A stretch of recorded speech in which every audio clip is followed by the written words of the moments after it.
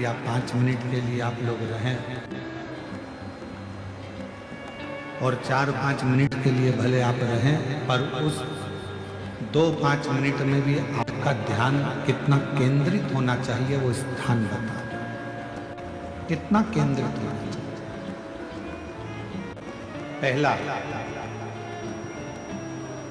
जिस समय पर तुम्हें समय मिले, तुमको लगे कि अब मेरे को भगवान को दीप लगाना, दिया लगाना, 5 स्थान पर तुम्हारे ध्यान की केंद्रता होना चाहिए। पहले नंबर पर दीप लगाते समय, जिस समय पर भगवान को आप लोग दीपक लगाते हैं, दिया लगाते हैं, किसी से चर्चा मत करो, फालतू की कोई बात नहीं होना चाहिए। दीप लगाना मतलब ज्योति को उत्पन्न करना, और ज्योति को उत्पन्न करना मतलब ज्योतिर्लिंग को प्रकट करना। दीप की जो ज्योति होती है, दीप की जो ज्योति प्रकट होती है, दीपक की जो ज्योति होती है, वो भी ज्योतिर्लिंग का ही प्रतीक होती है।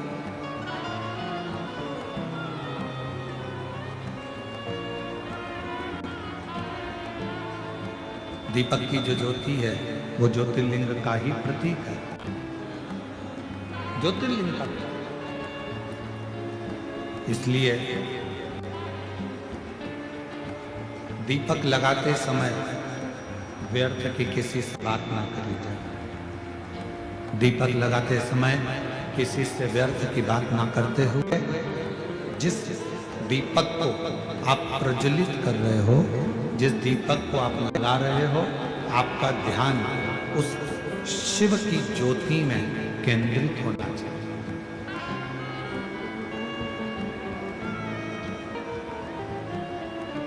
भगवान शंकर की ज्योति में आपका ध्यान केंद्रित है।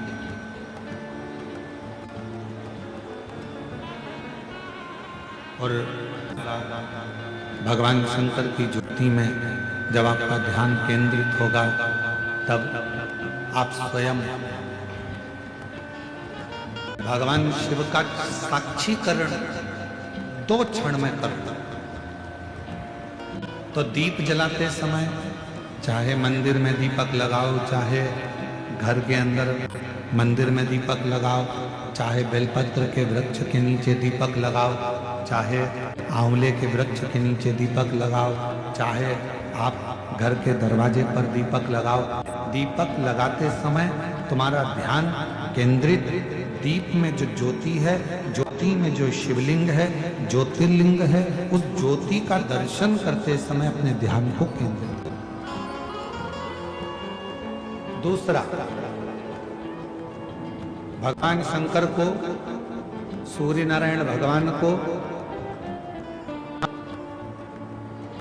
तुलसा महारानी को, बेलपत्र को, आंवले के वृक्ष को, पीपल के वृक्ष को, बट वृक्ष को, शमी वृक्ष को जब आप जल चढ़ाएं, तो जल चढ़ाते समय भी व्यर्थ की बातें ना करते हुए, जल चढ़ाते समय जल की जो धार है, उस धार पर अपना ध्यान केंद्रित होना चाहिए।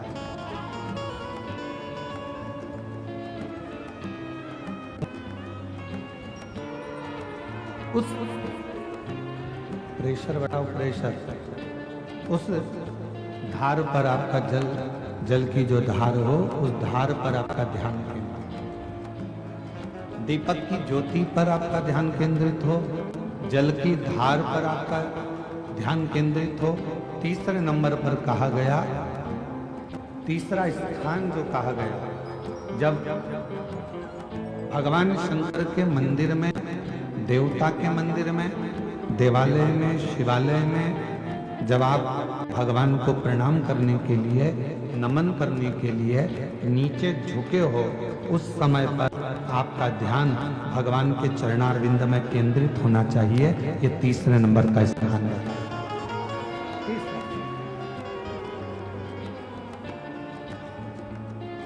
ज्योति, थोड़ा प्रेशर खोल, ज्योति जलधार, चरणारविंद को नमन करना, और चौथा स्थान बताया नंदी के पास जब आप बैठो। हमने पहले भी कथा में कहा, जब कोई बहुत ज्यादा बहुत बड़ा कोई तकलीफ, कोई कष्ट, कोई दुख, कोई परेशानी आपकी जिंदगी में यदि आ गई हो तो नंदी के पास शंकर जी को जल चढ़ाने के बाद 2 मिनट, 2 क्षण, 1 मिनट, 5 मिनट, जितना मिल जाए, आधा मिनट, 1 सेकंड नंदी के पास बैठना चाहिए। नंदी को। और कौन सा स्थान बताया तो कहा नंदी का जो पांव, आगे का एक चरण नंदी का उठा हुआ रहता है। दर्शन करें आप लोगों ने, किस किस ने करें, जरा हाथ उठाओ, करें सब लोगों ने। नंदी का आगे का एक पांव उठा हुआ होता है।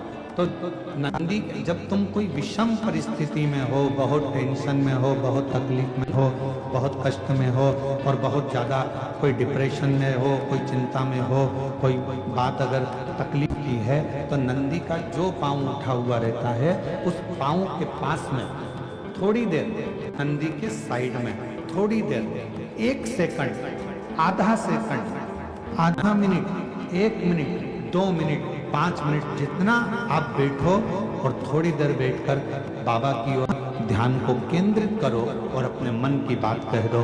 वो चौथा स्थान बताया, मन को केंद्रित करना।